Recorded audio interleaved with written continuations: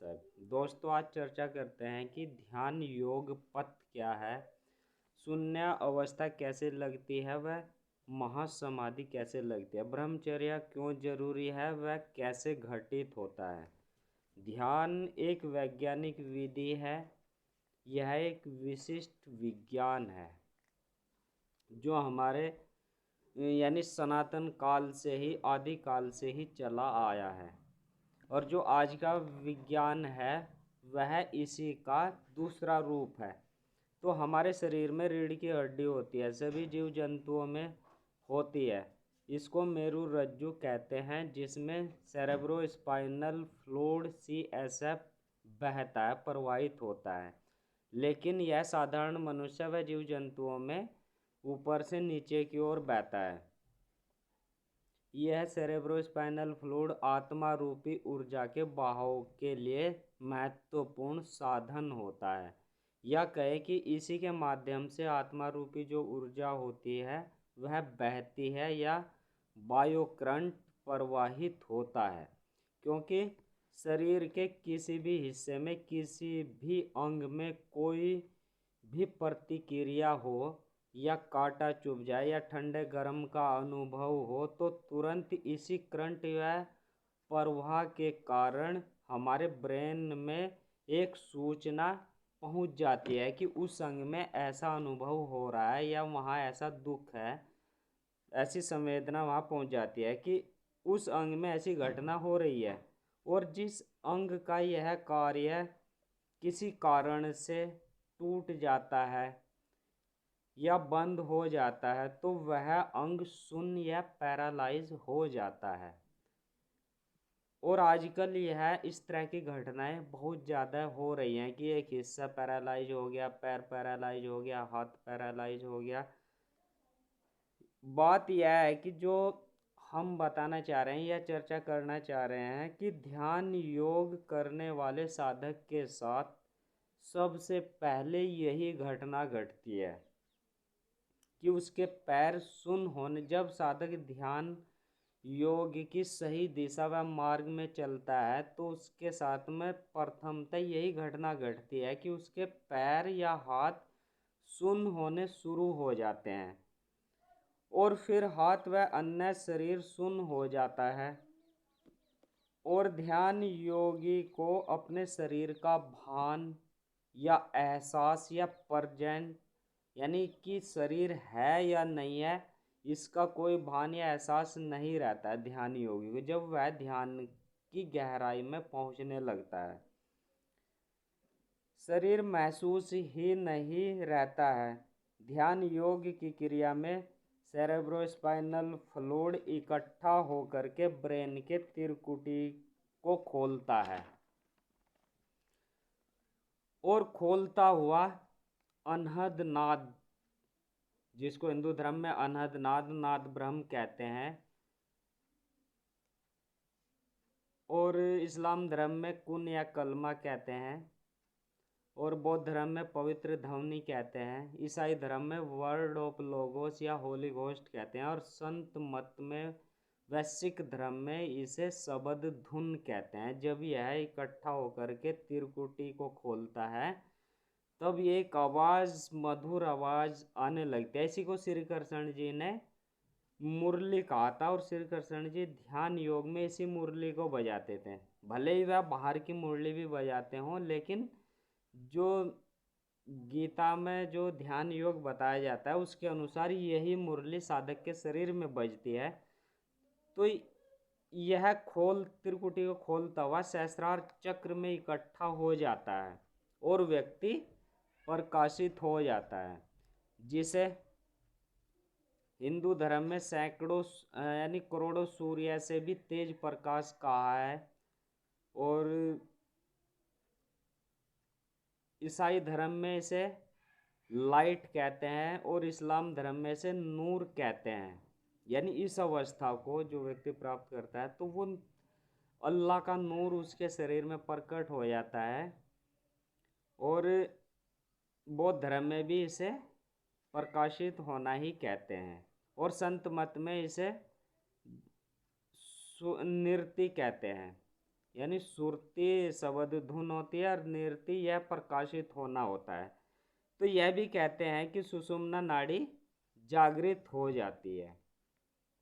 तो spinal cord के दोनों ओर इड़ा पिंगला नाड़ी होती है। जब ध्यान योग के द्वारा इनमें इकट्ठा सेरेब्रोस्पाइनल फ्लूइड ऊपर चढ़ता है तो इसके प्रेशर से वह छिद्र खुल जाता है जो तीसरी नाड़ी सहस्रार चक्र की ओर जाती है, जिसको सुषुम्ना नाड़ी कहते हैं। यानी यहाँ से यहाँ तक तो दो नाड़ी क्रियाशील रहती है, ईड़ा और पिंगला, और यहाँ के बाद जो यहाँ सहस्रार तक होती है उसे सुषुम्ना नाड़ी कहते हैं। और हमने देखा होगा कि जो हमारे पुरातन काल में जो तिलक लगाया जाता है वह इस तरह करके यूं मिला करके ऐसे होता है, लेकिन वह ऐसे ना हो करके उसको ऐसे लगाना चाहिए और ऐसे पीछे की ओर, यानी वो समझाने की कोशिश करते हैं कि इस तरह का घटना घटित होती है, जिसको सुषुम्ना नाड़ी कहते हैं। नीचे की ओर इड़ा पिंगला नाड़ी होती है जहां इड़ा पिंगला जुड़ी होती है, यानी इस स्थान पर फिर उस जोड़े से पीछे की तरफ जो रास्ता पथ बनाती है यह सेरेब्रोस्पाइनल फ्लूइड जो इड़ा पिंगला के संगम स्थान से सहस्रार चक्र तक फैली होती है उसको सुषुम्ना नाड़ी कहते हैं। यानी सुषुम्ना नाड़ी की यदि हम परिभाषित करें तो इड़ा पिंगला के संगम स्थान से सहस्रार चक्र तक जो नाड़ी जाती है वह सुषुम्ना नाड़ी होती है। और साधारण मनुष्य में यह नाड़ी खुलती नहीं है, वह क्रियाशील नहीं रहती है। कुछ संत कहते हैं कि शरीर का वीर्य भी सूख जाता है। जब ध्यान इस अवस्था को हम प्राप्त करते हैं तो शरीर का वीर्य भी सूख जाता है। वीर्य सूखता नहीं है बल्कि इसी रास्ते से होता हुआ ऊपर की ओर गति करके सहस्रार चक्र में इकट्ठा हो जाता है जो प्रकाशित होता है। और वीर्य इस क्रिया में वीर्य पतला हो जाता है। कुछ संत तो वीर्य पतला करने के लिए कपाल भाती करते हैं जिसकी चोट से यह कार्य करने में आसानी हो जाती है। यानी वीर्य जो है पतला हो जाता है और वह ऊर्ध्वगामी होने के लिए आसान हो जाता है। कुछ संत तो वीर्य पतला करने के लिए हल्दी और नीम की पत्तियों की गोली बनाकर भी सेवन करते हैं। और नीम की पत्तियों से तो ऐसा भी हमने भी कहीं पढ़ा है कि उससे जो है वीर्य जो है पतला हो जाता है, वह खत्म हो जाता है, सूखा देता है। नीम की पत्ती यदि आप लगातार खाएंगे सिर्फ इसीलिए, यानी नीम की पत्ती और हल्दी की जो गोली खाई जाती है वह सिर्फ इसीलिए खाई जाती है कि वीर्य पतला हो करके ऊर्ध्वगामी होने में आसानी हो। और जब सारा स्पाइनल सेरेब्रोस्पाइनल फ्लूइड या सहस्रार ऊपर सहस्रार में चढ़ जाता है तो साधक गहन समाधि व शून्य अवस्था को प्राप्त हो जाता है। यानी जो उसके सेंसरी नर्व काम कर रहे थे वह अभी काम करना बंद कर देते हैं और साधक गहन समाधि में पहुंच जाता है। इस अवस्था को प्राप्त करने के लिए ब्रह्मचर्य की आवश्यकता होती है, यह वास्तविकता है।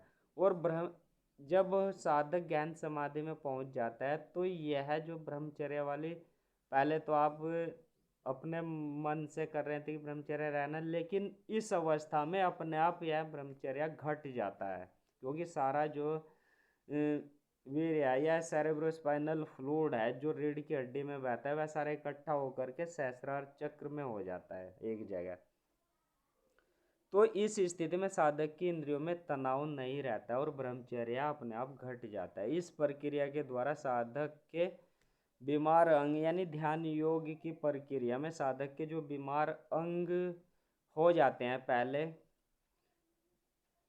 क्योंकि ध्यान योग में यानी जिस व्यक्ति के ध्यान योग करने से पहले कोई अंग पैरालाइज हुआ और यदि वह ध्यान योग कर लेता है तो उसमें वह बीमार अंग भी ठीक हो जाता है, क्योंकि ध्यान योग में शरीर का पूरा नर्वस सिस्टम कार्य करता है। तो जो साधारण मनुष्य, और जब यहाँ पर ध्यान करते हैं तो इसमें एक मास्टर ग्लैंड होती है जो सभी शरीर के अंगों के लिए हार्मोन्स का स्राव करती है, तो वह ग्रंथि भी क्रियाशील होकर सभी बीमार अंगों के लिए भी हार्मोन्स का स्राव करते हैं, तो बीमार अंग अपने आप ठीक हो जाते हैं। जो साधारण मनुष्य है, किसी घात के कारण या बीमारी के कारण अंग शून्य हो जाते हैं, तो वह भी ठीक हो जाते हैं। पहले के संतों के विषय में बताया जाता है कि चमत्कार करके उस व्यक्ति की बीमारी ठीक हो गई है, तो इसमें वह संत उस साधक को जो बीमार है, बीमारी के कारण उसका जीवन नर्क के समान हो गया है, तो उसको संत द्वारा बताई गई ध्यान योग की विधि अपनाने पर वह ठीक हो जाता है। यानी जो बीमार व्यक्ति था, तो संत ने जो विधि बताई, यदि वह उसे सही तरीके से कर लेता है तो वह ठीक हो जाता है, और दुनिया वाले उसे चमत्कार समझते हैं। बीमार व्यक्ति सोचता है कि मर तो रहा ही है, कम से कम यही ट्राई कर ले, कोशिश कर ले, और यदि वह पूरे मन से करता है तो जल्दी ही ध्यान योग से अपनी बीमारी ठीक कर लेता है। और जब ईश्वर की कृपा होती है, ईश्वर अल्लाह परमेश्वर की कृपा होती है, तो तभी यह ध्यान योग भी होता है। तो इस विधि को जीते जी मरना भी कहते हैं। ध्यान योग एक वैज्ञानिक विधि है जिसमें विज्ञान की सभी क्षेत्रों व फील्डों का प्रयोग होता है। सिविल इंजीनियरिंग में एक पद बनता है जैसे जिसको सुषुम्ना नाड़ी कहते हैं। फिजिक्स के रूप में उस पथ में धारा प्रवाहित होती है।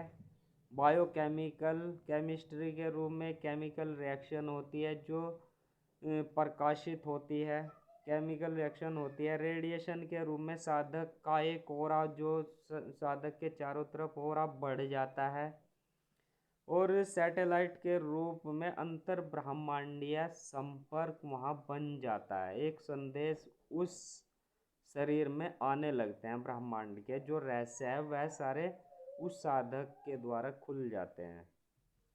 तो शरीर में केमिकल, मैकेनिकल, फिजिकल, साइकोलॉजिकल परिवर्तन होते हैं। तो आइए इस ओर बढ़ें और ऐसा परिवर्तन अपने शरीर में आप सभी कर सकते हैं।